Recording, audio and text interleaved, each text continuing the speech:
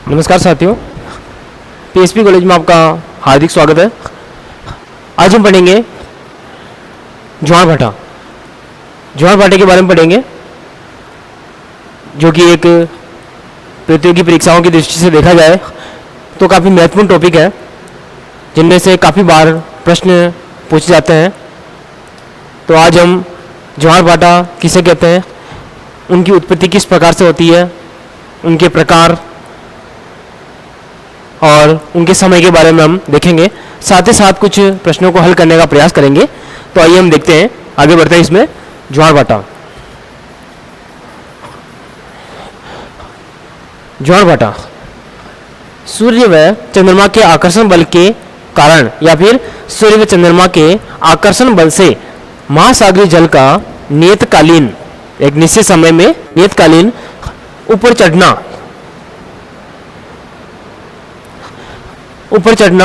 ज्वार कहलाता है और नीचे गिरना भाटा कहलाता है।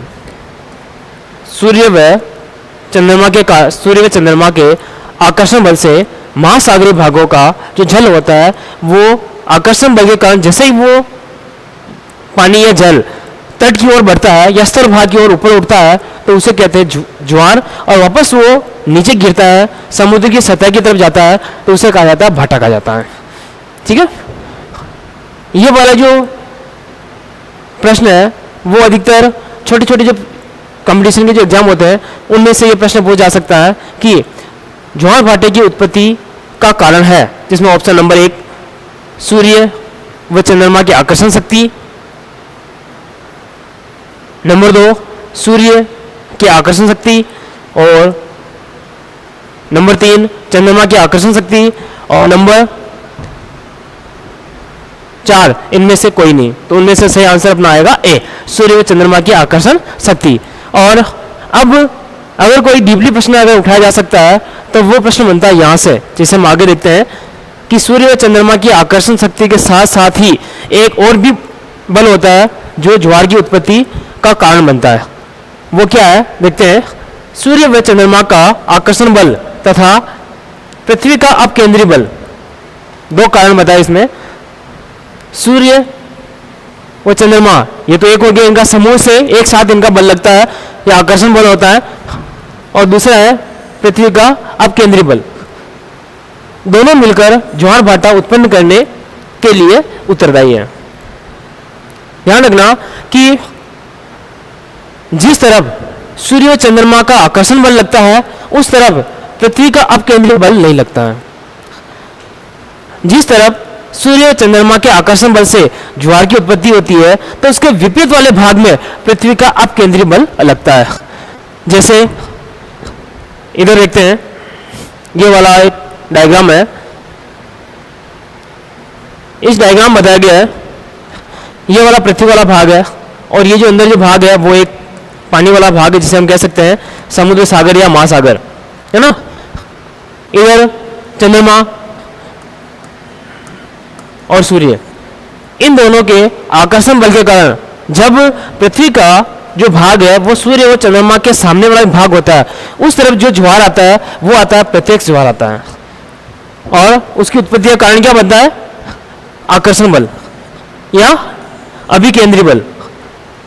आकर्षण बल, अभिकेंद्री बल किसका लग रहा है, ये आकर्षण बल चंद्रमा और सूर्य का आकर्षण बल लगता है, मतलब वो इनको अपनी ओर खींच रहे हैं। यहां से पानी क्या होता है, इस प्रकार से इस तरफ खींचा चला जाता है। ठीक है, और जब इस तरफ ज्वार आता है तो उसी समय उसके विपरीत दिशा में अप्रत्यक्ष ज्वार आता है, जिसके लिए कौन सा कारक उत्तरदायी होता है, अपकेंद्री बल। आपको बताया था कि दो प्रकार के बल होते हैं, एक तो होता है अपकेंद्री बल और एक होता है अभिकेंद्री बल। अपकेंद्री बल जो कि केंद्र की ओर, अपकेंद्री बल जो केंद्र से बाहर की ओर फेंकता है ना, और अभिकेंद्री मतलब केंद्र की ओर वस्तुओं को अपनी ओर आकर्षित करता है। तो ये तो था अभिकेंद्रीय बल या आकर्षण बल, जो कि सूर्य व चंद्रमा इनको पानी को अपनी ओर खींच रहे थे, है ना, जो मतलब पानी ऊपर उठ रहा था।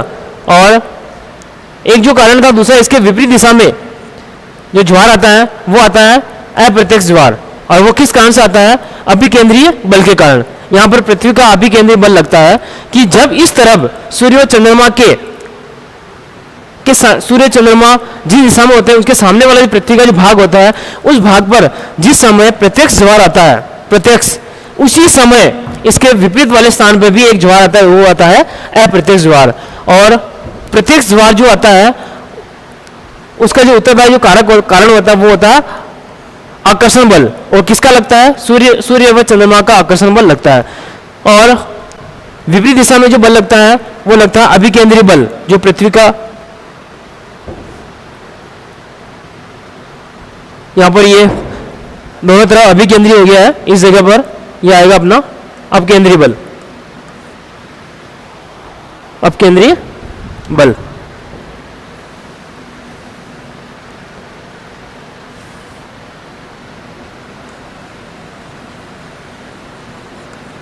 इधर तो अभिकेंद्रीय और इस जगह पे जो लगेगा वो है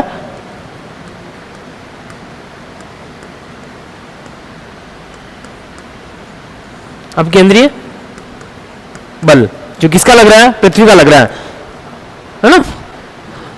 उसके बाद वापस आगे देखते हैं ऊपर।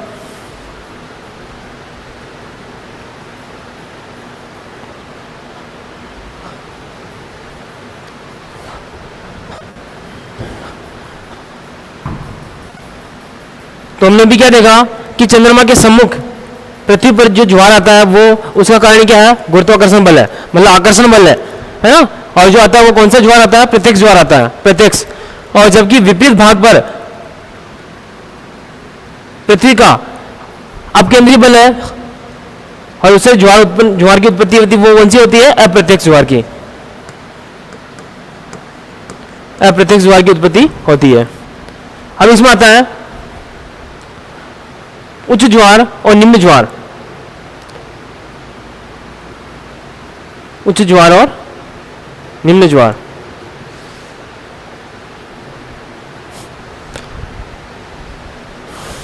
उच्च ज्वार और निम्न ज्वार, high tide and low tide, कि महासागरीय भागों में ज्वार के कारण सागरीय जल का, सागरीय जल का तट की ओर बढ़ना या सागरीय जल तट की ओर बढ़ता है ना। महासागरीय भागों में ज्वार के कारण, महासागरीय भागों में ज्वार के कारण सागरीय जल तट की ओर बढ़ता है, जिसे क्या कहते हैं? उच्च ज्वार कहते हैं।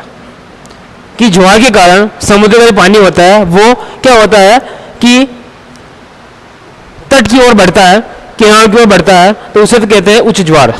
तथा भाटे के कारण, जब भाटे की स्थिति उत्पन्न होती है तब क्या होता है? वो जो पानी होता है वो वापस समुद्र की तरफ लौट जाता है। तो भाटे के कारण जब सागरीय जल समुद्र की ओर नीचे की तरफ गिरता है, जिसे निम्न ज्वार कहते हैं। वो की वही परिभाषा है, समुद्र का जल का ऊपर उठना उच्च ज्वार या ज्वार कहलाता है, और ऊपर नीचे गिरना भाटा या निम्न ज्वार कहलाता है।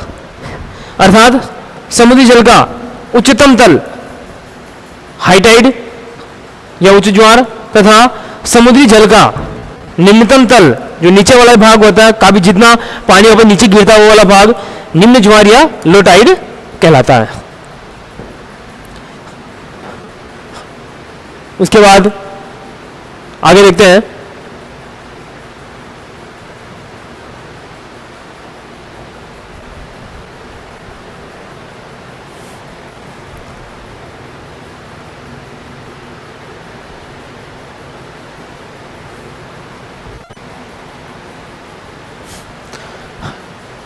औसत माध्य समुद्र तल। औसत माध्य समुद्र तल क्या होता है कि उच्च ज्वार व निम्न ज्वार के बीच की ऊंचाई को, उच्च ज्वार और निम्न ज्वार, ज्वार की उत्पत्ति होती है जब पानी जितना ज्यादा ऊपर उठता है वहां से और जितना वापस नीचे की तरफ जाता है, उनके बीच की जो ऊंचाई होती है उसे औसत माध्य समुद्र तल कहा जाता है या कहलाता है। जैसे माना कि इधर देखिए, इधर वाला पानी वाला भाग है, ये यहाँ पर समुद्र की एक सतह बनी हुई है। यहाँ से पानी ज्वार की स्थिति में ऊपर उठा और वो पानी ऊपर उठकर कहाँ चला गया, इस जगह से यहाँ तक पहुँच गया। ठीक है, काफी ज्यादा, यहाँ से अधिकतम ऊंचाई इस ऊंचाई को तय कर लिया है। जब वापस पानी नीचे समुद्र तरफ गिरा भाटे के कारण, जब वापस पानी नीचे गिरा तो वो यहां से वापस इस जगह तक पहुंच गया, नीचे वापस गिर गया। तो अधिकतम ऊंचाई और अधिकतम नीचाई के बीच का जो भाग होता है, बीच की जो ऊंचाई होती है, वो कहलाता है औसत माध्य समुद्र तल। फिर भारत में चेन्नई में समुद्र तट से, या चेन्नई में जो समुद्र तट है, चेन्नई का जो समुद्र तट है, उस समुद्र तट से औसत माध्य समुद्र तल की या औसत माध्य समुद्र तल का निर्धारण किया जाता है। विश्व में अलग अलग स्थानों पर ज्वार भाटा की ऊंचाई व निचाई में अंतर पाया जाता है। क्या बताया कि विश्व में या विश्व के अलग अलग स्थानों पर ज्वार भाटे की ऊंचाई व निचाई में अंतर पाया जाता है। जिसका कारण क्या बताया, उनकी क्या कारण है, तो पहला कारण बताया महासागरीय भागों की गहराई में अंतर, कि सभी जगह पर या फिर सभी स्थानों पर महासागरीय भागों की गहराई एक जैसी नहीं होती है, कहीं पर कम तो कहीं पर ज्यादा, इस प्रकार की गहराई में अंतर देखने को मिलता है। साथ ही साथ तटीय भिन्न आकृति, जो तटवर्ती क्षेत्र होते हैं उनकी आकृति भी अलग अलग होती है, जैसे खाड़ी वाला क्षेत्र और कोई सपाट वाला क्षेत्र, इस प्रकार से ना। और दूसरा अगला क्या कारण बताया, बंद व खुले सागर। बंद व खुले सागर ये भी ज्वार भाटे की ऊंचाई व निचाई के कारण बनते हैं। अगर कोई, जैसे कि खुले व बंद सागर में क्या हो जाता है, खुले सागर जो स्थल भाग से घिरे हुए नहीं होते हैं, और जो स्थल भाग से घिरे होते हैं उसे बंद सागर कहा जाता है। उसके बाद में क्या बताया गया है, नोट करके विशेषता बता रखी है कि विश्व में सबसे ऊंचा ज्वार किस जगह आता है, फंडी की खाड़ी। विश्व में सबसे ऊंचा ज्वार फंडी की खाड़ी में आता है, और ये किस जगह पर है, अटलांटिक महासागर के उत्तर पश्चिमी भाग में। और अगर देश की बात की जाए तो वह है कनाडा के पश्चिम वाले भाग में एक खाड़ी है जिसका नाम है फंडी खाड़ी। तो विश्व में सबसे ऊंचा ज्वार फंडी खाड़ी कनाडा के पूर्वी तट, कनाडा का पूर्वी तट पर उत्तरी पश्चिमी अटलांटिक महासागर है ना, वहां पर क्या होता है, कितनी ऊंचाई तक आता है, लगभग 15 से 16 मीटर ऊंचा ज्वार आता है। क्योंकि खाड़ी वाले क्षेत्र में क्या होता है कि तीन ओर से वो स्थल भाग से घेरा होता है, तो पानी अंदर ही चला जाता है। तो विश्व में सबसे ऊंचा ज्वार कहाँ आता है, फंडी की खाड़ी में आता है, और वो कहाँ है, कनाडा के पूर्वी तट पर है, जो कि अटलांटिक महासागर के उत्तर पश्चिमी भाग में स्थित है, और वहां पर लगभग 15 से 16 मीटर ऊंचा ज्वार आता है। उसके बाद विश्व का सर्वाधिक ज्वारी परिसर टाइडल रेंज कहाँ है, फंडी खाड़ी में पाया जाता है। ज्वारी परिसर का मतलब सर्वाधिक ऊंचाई और निचाई में जो अंतर आता है उसकी बात की गई है, तो वो भी कहाँ है, फंडी की खाड़ी में ही है। कि विश्व में सर्वाधिक ज्वारी परिसर पाया जाता है, ऑप्शन में आ जाता है बंगाली खाड़ी, खंबाती खाड़ी, फंडी खाड़ी और अरब सागर, इस प्रकार से कोई ऑप्शन दिया जाता है तो उसमें आपको सही कौन सा करना है, फंडी खाड़ी को राइट करना है। उसके बाद जब महासागरीय भागों में उच्च ज्वार की स्थिति में समुद्र का जल नदियों के मार्ग में स्थल की ओर बढ़ता जाता है। क्या बात की गई इसमें, जब महासागरीय भागों में जब ज्वार भाटा आता है तो उसमें जो उच्च ज्वार होता है, जब ज्वार की स्थिति में पानी जब ऊपर उठता है तो उस स्थिति में कि समुद्र की तरफ जो नदियां आती है, तो उस नदियों में जो पानी आता है, उस नदियों के रास्ते में या उनके मार्ग में जो उच्च ज्वार का पानी होता है समुद्र का, वो पानी उसकी तरफ बढ़ने लग जाता है। तो क्या बताया, जब महासागरीय भाग में उच्च ज्वार की स्थिति में समुद्र का जल नदियों के मार्ग में स्थल की ओर बढ़ता जाता है, जिससे नदी में एक भित्ति का विकास होता है, जिससे नदी में एक भित्ति का विकास होता है, जिसे ज्वारी भित्ति कहा जाता है। कैसे देखते हैं हम।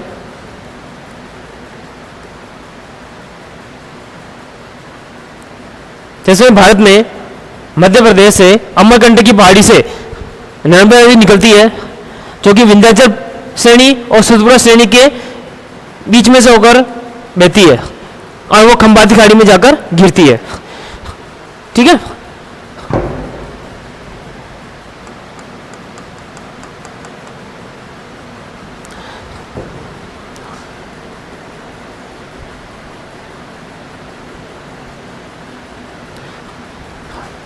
मध्य प्रदेश में अमरकंटक की पहाड़ी से नर्मदा नदी निकलती है और वो इधर दो पर्वत श्रेणियां हैं, उनके बीच में से होकर निकलती है। विंध्याचल पर्वत श्रेणी और नीचे सतपुड़ा श्रेणी, इन दोनों के बीच में से होकर बहती है। जैसे माना कि इस प्रकार से ये बहकर जा रही है। जैसे ये जाती है और इधर से जैसे ही ज्वार की उत्पत्ति होती है, उच्च ज्वार की उत्पत्ति होती है, और उच्च ज्वार की उत्पत्ति होने के कारण क्या होता है, इधर से जो पानी जो है समुद्र का वो जाता है और आगे जाकर इसमें यहां तक आगे जाकर क्या हो जाता है, एक भित्ति का निर्माण कर देता है। इधर से वापस पानी आ रहा था, इधर से इस नदी का पानी आ रहा था और इधर से वापस क्या हो गया, समुद्र का जब ज्वार की उत्पत्ति हुई थी तो ज्वार की उत्पत्ति के कारण समुद्र का पानी नदी के मार्ग में चला जाता है। मार्ग में जाने के बाद दोनों का, समुद्र वाला पानी और नदी का पानी दोनों आपस में एक दूसरे से मिल जाते हैं और वहां पर मिलने से एक भित्ति का निर्माण होता है, जिसे कहते हैं ज्वारी भित्ति। ज्वारी भित्ति, ज्वारी भित्ति कहते हैं। ठीक है। ये अपने नर्मदा नदी का उदाहरण है एक अपने भारत के अंदर। और एक ब्रिटेन की बात की है कि ब्रिटेन में ईगर ज्वारी भित्ति, क्या नाम है, ईगर ज्वारी भित्ति। ब्रिटेन के अंदर ईगर ज्वारी भित्ति जो कि टेंट नदी में है। इस प्रकार स्थिति ब्रिटेन में भी ईगर ज्वारी भित्ति है, मतलब टेंट नदी के अंदर भी इस प्रकार का समुद्र का जल होता है, वो उस नदी के मार्ग में चला जाता है और वहां पर आगे जाकर उस नदी में बीच में एक भित्ति का निर्माण रहता है, उसे कहा जाता है ईगर ज्वारी भित्ति। और अपने भारत की जो बात की गई थी, तो भारत में जो नर्मदा नदी में जो ज्वारी भित्ति का निर्माण होता है और पानी जो समुद्र का जो पानी अंदर जाता है वो कितनी किलोमीटर दूरी तक जाता है, तो वो बता रखा इसमें 27 किलोमीटर, लगभग 27 किलोमीटर यहां से यहां तक 27 किलोमीटर की दूरी तय करता है। आगे पानी उसमें चला जाता है, अंदर तक उच्च ज्वार का जल पहुंच जाता है।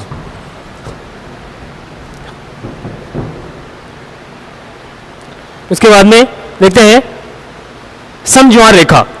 समज्वार मतलब एक समान समय में ज्वार वाले स्थानों को मिलाकर मानचित्र पर खींच जाने वाली रेखा को समज्वार रेखा कहा जाता है। क्या है, एक समान समय में ज्वार वाले स्थानों को मिलाकर मानचित्र पर खींची जाने वाली रेखा समज्वार रेखा कहलाती है। ठीक है। जैसे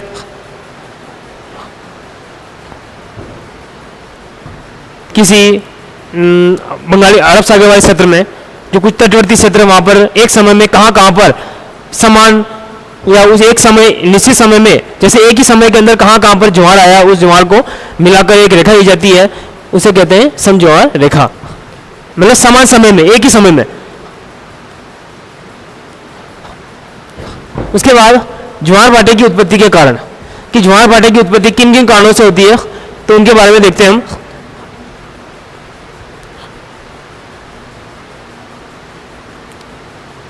ज्वार भाटे की उत्पत्ति के कारण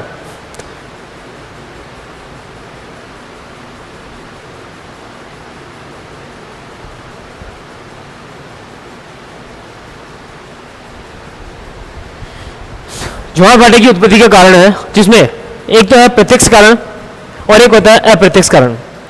जो प्रत्यक्ष जो कारण है उसमें हमने देखा था, एक डायग्राम के माध्यम से हमने देखा था जिसमें बताया था कि उस तरफ सूर्य और चंद्रमा का भाग था। जो प्रत्यक्ष ज्वार आता है तो प्रत्यक्ष कारण में वो होता है सूर्य व चंद्रमा का आकर्षण बल। सूर्य व चंद्रमा का जब आकर्षण बल लगता है उस समय जो ज्वार आता है वो कहलाता है प्रत्यक्ष ज्वार, और वो कारण कौन सा होता है? प्रत्यक्ष कारण होता है। और दूसरा अभिकेंद्री बल भी लगता है। इन दोनों का जो बल का जो अनुपात लगता है वो अनुपात है, चंद्रमा और सूर्य का जो अनुपात है वो है 11:10। यहां से भी काफी बार प्रश्न पूछा जा चुका है कि प्रत्यक्ष ज्वार में सूर्य की तुलना में चंद्रमा का बल लगता है बराबर 2 गुना, 2.5 गुना या 3 गुना। तो उसमें से आपको क्या करना है? इसको 2.5 गुना करना है।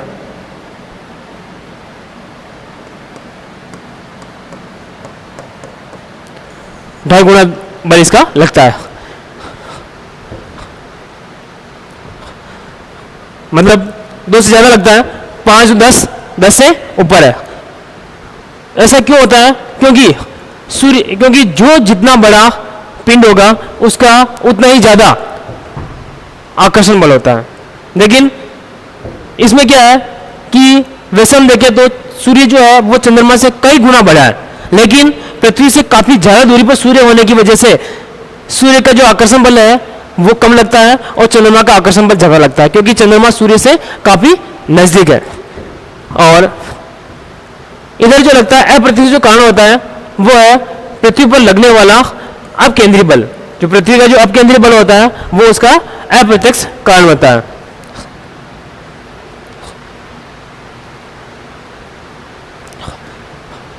अब यहां देखिए,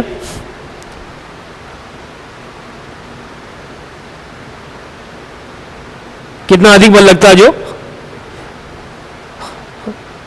इसमें बताया है कि प्रत्यक्ष ज्वार के लिए चंद्रमा का बल सूर्य के बल से 2.17 गुना अधिक लगता है, मतलब 2 से ज्यादा, है ना? 2.17 गुना अधिक लगता है। फिर आगे, पृथ्वी अपने अक्ष पर या धुरी पर 24 घंटे में एक चक्र पूरा करती है। पृथ्वी अपने अक्ष पर जो घूमती है वो एक चक्र पूरा करती है, 24 घंटे में पूरा करती है, जिसे घूर्णन गति कहते हैं। चंद्रमा की घूर्णन गति व परिक्रमण दोनों गतियां समान है। पृथ्वी की जो घूर्णन गति है वो तो है, पृथ्वी जो अपने अक्ष पर जो घूमती है उसमें उनको लगभग 24 घंटे लगते हैं, और परिक्रमण गति में उनको समय 365 दिन लगते हैं, लगभग 365 दिन लगते हैं, जिससे वर्ष का निर्धारण होता है। लेकिन जो चंद्रमा जो है उनकी घूर्णन गति और परिक्रमण गति दोनों ही बराबर है। उसमें समय लगता है वो क्या है? चंद्रमा को पृथ्वी का एक चक्कर पूरा करने में 27.5 दिन लगते हैं। कितने दिन लगते हैं? 27.5 दिन लगते हैं। उसके बाद में एक महत्वपूर्ण विशेषता क्या बताई गई है? चंद्रमा की घूर्णन गति का ज्वार के समय पर कोई प्रभाव नहीं पड़ता है। इसको ध्यान रखना कि चंद्रमा की जो घूर्णन गति है, जो चंद्रमा जो अपनी जगह पर ऐसे घूमता है ना, उसकी गति का जो पृथ्वी पर ज्वार आता है समुद्र में, उसके ऊपर उसके समय पर कोई प्रभाव नहीं पड़ता है। ज्वार का समय की बात करते हैं। पृथ्वी 24 घंटे या 24 घंटे में घूर्णन गति करते हुए एक चक्र पूरा करती है। अतः पृथ्वी के प्रत्येक स्थान पर 24 घंटे मतलब 2 ज्वार आते हैं। 24 घंटे में 2 ज्वार आने चाहिए ना, जिनके बीच 12 घंटे का समय अंतर होना चाहिए। लेकिन एक ज्वार के बाद दूसरा ज्वार 26 मिनट की देरी से आता है, 26 मिनट की देरी से आता है, तथा 12 घंटे 26 मिनट समय अंतराल पर आता है। जैसे माना कि ये पृथ्वी है, पृथ्वी के इस भाग पर 12 बजे अगर ज्वार आ रहा है तो वो उसके आगे वाले इस वाले भाग पर वापस जो प्रत्यक्ष ज्वार आएगा, ठीक है, उसमें वापस इसी जगह पर जो वापस ज्वार आएगा इसी जगह पर, उसमें वापस कितने समय का अंतर आएगा?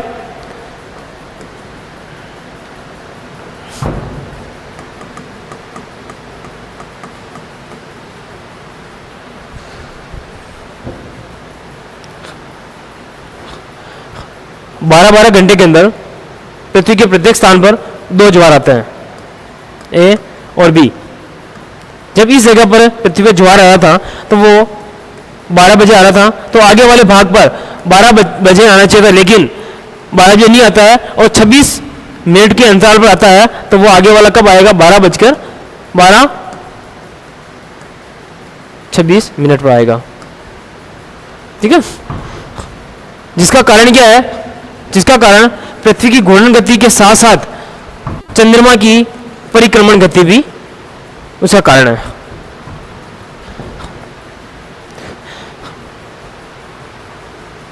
एक प्रश्न है, उसको देखते हैं हम आगे।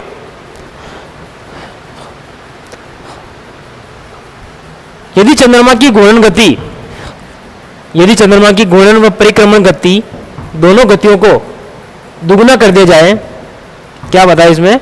यदि चंद्रमा की घूर्णन व परिक्रमण दोनों गतियों को दुगुना कर दिया जाए तो एक ज्वार के बाद दूसरा ज्वार कितनी देरी से आएगा? एक ज्वार के बाद दूसरा ज्वार कितनी देरी से आएगा? और क्या पूछा है इसमें? चंद्रमा की घूर्णन गति वो परिक्रमण गति दोनों को दुगुना कर दिया जाए, जिसमें घूर्णन गति का तो अपने को कोई लेना देना नहीं है, क्योंकि घूर्णन गति का कोई प्रभाव नहीं पड़ता है। और परिक्रमण गति जो गति का जो प्रभाव होता है वो होता है, जैसे ये पृथ्वी है, इसके सामने ये है एम चंद्रमा मून, इसके सामने वाले भाग पर जैसे ये क्या भाग है, इस जगह पर ये ज्वार आता है, उस समय ये पृथ्वी अपनी जगह पर वापस घूमकर आती है, 24 घंटे में एक चक्र पूरा करती है, ठीक है। 24 घंटे पूरा करती है और चंद्रमा का जो परिक्रमण जो काल है वो 24 घंटे में जैसे वापस यहाँ तक आती है और चंद्रमा जो है पृथ्वी का चक्कर लगाते हुए 24 घंटे में यहाँ से यहाँ तक पहुँचता है, और उसमें समय लगता है इस दूरी को, यहाँ से यहाँ तक की दूरी को पार करने में इनको 52 मिनट का समय लगता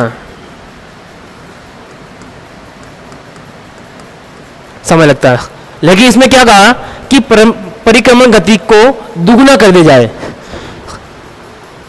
कि पृथ्वी की जो गति है वो तो सेम है कि वो अपना चक्र 24 घंटे में ही पूरा कर रही थी, लेकिन जो चंद्रमा जो है वो इस गति के साथ साथ जो अपना पथ जो निर्धारित कर रहा था, वो परिक्रमा कर रहा था, वो जितना 24 घंटे में पृथ्वी अपनी जगह पर घूम के आ रहे थे, उतना 24 घंटे के अंदर ये चंद्रमा यहाँ से यहाँ तक पहुँच रहा था। यहाँ से यहाँ तक पहुँचने में उसको समय कितना लग रहा था? 52 मिनट का समय लगा था।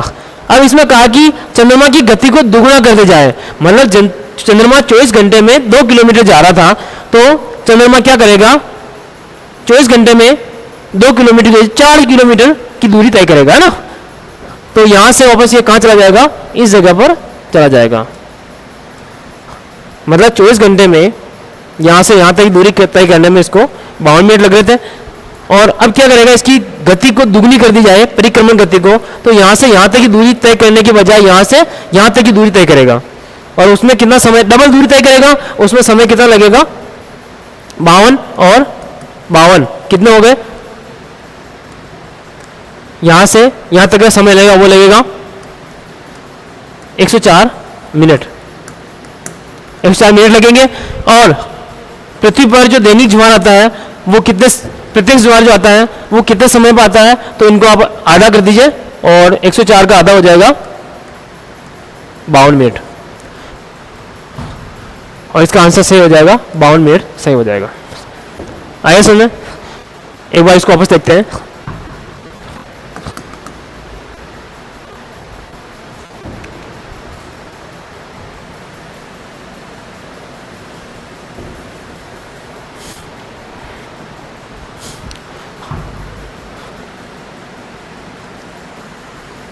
ये है पृथ्वी। ठीक है, पृथ्वी को यहां से इधर घूमते हुए अपनी जगह पर घूमने में इनको 24 घंटे का समय लगता है। ठीक है, जब 24 घंटे का समय लगता है उस समय चंद्रमा इस जगह पर ये इस जगह पर आता है, प्रत्यक्ष द्वार आता है इस जगह पर। जब ये पृथ्वी अपनी जगह पर 24 घंटे के अंदर अपनी जगह पर घूमकर वापस आती है तो चंद्रमा इस समय में, जब चंद्रमा की गति में कोई परिवर्तन नहीं होता है, उस समय वो उनका जो परिक्रमण जो काल होता है वो काल है, मतलब यहां तक का है, उस भाग को एक दूरी तय करता है, यहां से यहां तक चंद्रमा पहुंचता है। तो यहां से यहां तक, क्योंकि पृथ्वी तो यहां से, क्योंकि घूर्णन गति, पृथ्वी की जो घूर्णन गति है वो 24 घंटे में पूरी करती है, तो इस का बिंदु से पृथ्वी घूमना शुरू हुई, वापस 24 घंटे के अंदर अपनी जगह वापस पहुंच गई थी। और चंद्रमा जो है वो अपनी जगह पर घूमता घूमता पृथ्वी के चक्कर लगाता है, तो 24 घंटे के अंदर चंद्रमा यहां से केवल यहां तक ही पहुंचा, यहां से यहां तक ही दूरी तय की, जिसमें कितना समय लगा इसको, 52 मिनट का समय लगा। ठीक है, ये तो इसकी चंद्रमा की परिक्रमण गति में कोई बदलाव नहीं था उस समय। उस समय की बात करें तो पृथ्वी पर जो प्रत्यक्ष ज्वार आता है उस ज्वार में कितने समय का अंतराल है, तो वो आ जाएगा 52 मिनट जो है उसका हम आधा कर दें, क्योंकि पृथ्वी पर 24 घंटे में 2 बार ज्वार आते हैं, है ना, तो वो आ जाए, इसका आधा हो जाएगा 52 का आधा हो जाएगा 26 मिनट। इसीलिए हमने देखा था कि पृथ्वी पर 24 घंटे में 2 ज्वार आते हैं और 2 ज्वार, दूसरे ज्वार आता है उसमें 26 मिनट का समय लगता है। तो ये कुल ज्वार का समय है वो 52 मिनट है, उसका आधा कर देंगे 26 मिनट हो जाएगा। और लेकिन इसमें क्या कहा कि उसकी गति को दुगना कर दी जाए, कि जब वो यहां से यहां तक की दूरी तय कर रहा था, अब जैसे इसकी गति को दुगना कर दिया, वो स्पीड से चलेगा तो इसकी डबल दूरी तय करेगा और ये चंद्रमा यहां से यहां तक पहुंच जाएगा, जिसमें उसका समय क्या लगेगा, समय भी ज्यादा लगेगा और समय कितना हो जाएगा यहाँ पर, ये 52 मतलब 104 मिनट। ठीक है, तो 24 घंटे में पृथ्वी की गति वही है, 24 घंटे ही है, 24 घंटे अपने जगह पर वो घूमेगी, लेकिन चंद्रमा की गति जो जो परिक्रमण गति है वो अगर डबल हो जाती है तब ज्वार कितने समय में आता है, तो वो समय आता है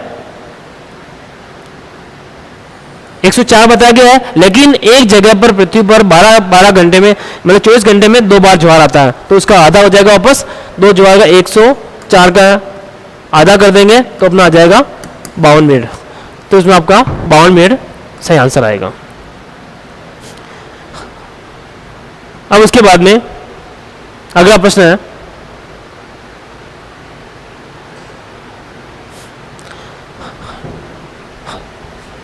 कि यदि चंद्रमा की परिक्रमण गति आधी रह जाए, वहां पर तो डबल कर दी थी और यहां पर आधी रह जाए, तो एक के बाद दूसरा ज्वार कितनी देरी से आएगा।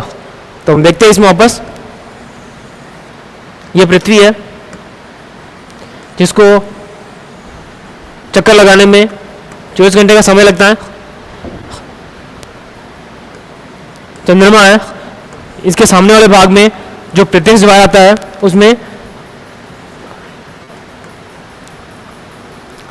यहां से यहां तक की जो दूरी तय कर रहा था, अपने जो परिक्रमण जो पथ तय कर रहा था 24 घंटे के अंदर, जब पृथ्वी जिस समय में दूरी तय कर रही थी उतने समय में ये यहां से यहां पहुंच रहा था, और कितनी दूरी तय कर, जो दूरी तय कर रहा था उसमें कितना समय लग रहा था, 52 मिनट का समय लग रहा था। तब जब चंद्रमा की परिक्रमण गति में कोई परिवर्तन नहीं था, है ना, उस समय की बात है। और अब यहां पर कहा गया है कि उसकी गति को आधी कर दी जाए, मतलब अगर कोई व्यक्ति 24 घंटे में 2 किलोमीटर चलता है तो उसकी गति आधी कर दी जाए, तो वो क्या है कि 2 की जगह 1 किलोमीटर चलेगा, तो उसमें क्या हो जाएगा, यहां से वो यहां तक ही पहुंचेगा, ज्यादा नहीं जा पाएगा, यहां तक ही पहुंचेगा। तो उसकी जो दूरी है सॉरी ये अंतर जो है वो समय इसका आधा रह जाएगा और यहाँ पर 2 ये 26 रह जाएगा यहाँ पर।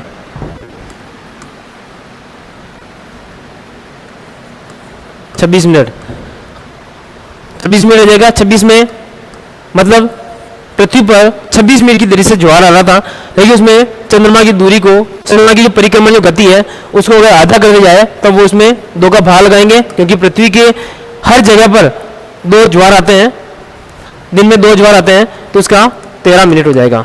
तो 13 मिनट की दूरी के बाद दूसरा ज्वार आएगा।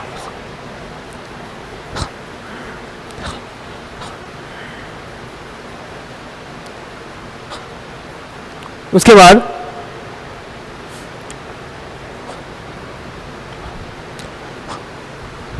चंद्रमा की परिक्रमण गति जिस अनुपात में बढ़ती है उसी अनुपात में समय भी बढ़ता है।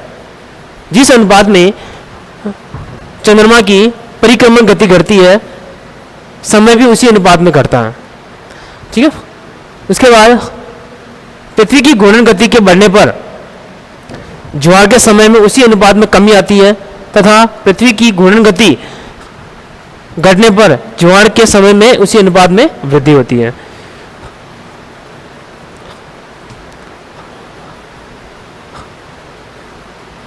उसके बाद ज्वार के प्रकार, दीर्घ ज्वार और लघु ज्वार।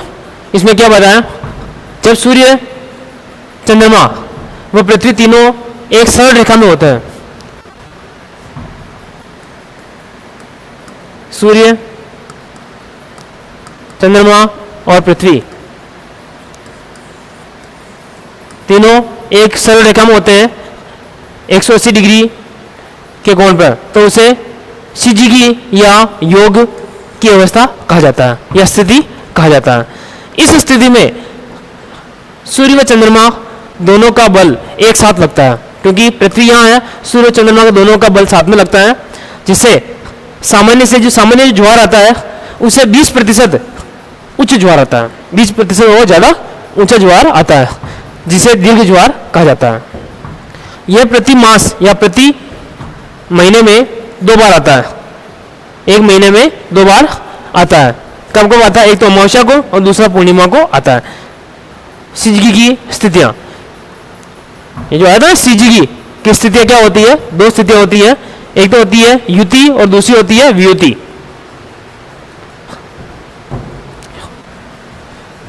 युति यह अमावस्या को होती है, जिससे चंद्रमा सूर्य व पृथ्वी के मध्य होता है, जिससे चंद्रमा जो होता है वो सूर्य व पृथ्वी के बीच में आ जाता है। मतलब सूर्य, चंद्रमा, पृथ्वी, चंद्रमा क्या है, सूर्य और पृथ्वी के बीच में आ जाता है, उस स्थिति को कहते हैं युति।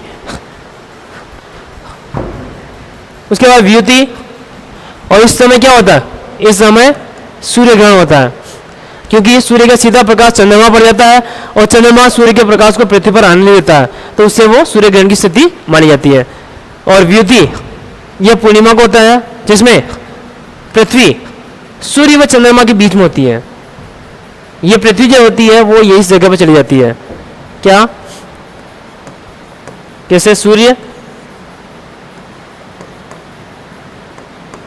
चंद्रमा और पृथ्वी, ये स्थिति बनती है, जिसमें पृथ्वी जो होती है वो सूर्य व चंद्रमा के बीच में आ जाती है, तो उसे कहते हैं वियुति। इस समय क्या होता है, इस समय चंद्र ग्रहण होता है, क्योंकि सूर्य का सीधा प्रकाश पृथ्वी पर जाता है, चंद्रमा पर जाता ही नहीं है, तो पृथ्वी से चंद्रमा दिखाई नहीं देता है।